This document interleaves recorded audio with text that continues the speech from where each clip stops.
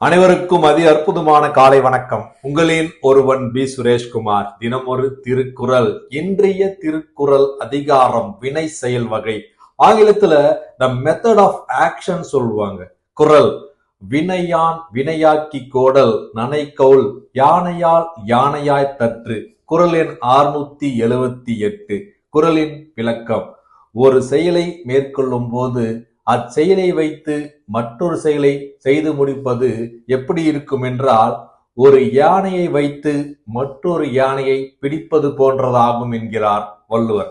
அழகா சொல்லியிருக்காரு பாருங்க. வினையின் செயல் வகை அப்படின்னா, நாம எந்த ஒரு செயலை செய்யும் போது அந்த செயலை மட்டும் செய்து முடிக்காமல் அந்த செயலை வைத்து மற்றொரு செயலை முடிப்பது, அந்த வினையுடைய திறமை வைத்து பார்க்கும் போது அழகா சொல்லியிருக்காரு பாருங்க.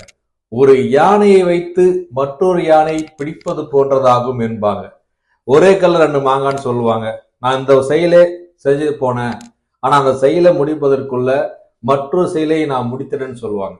அப்படிதாங்க எந்த ஒரு செயலாக இருந்தாலும் நம் வினையின் திறமையை வைத்து அச்செயலுக்கு மற்றொரு செயலை செய்து முடிக்க காட்ட வேண்டும்.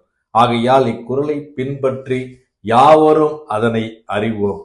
மீண்டும் திருக்குறள்: வினையான் வினையாக்கி கோடல் நனைக்கவுள் யானையால் யானையாய் தற்று. திருக்குறள் கற்போம், வாழ்வில் உயர்வோம். நன்றி, வணக்கம்.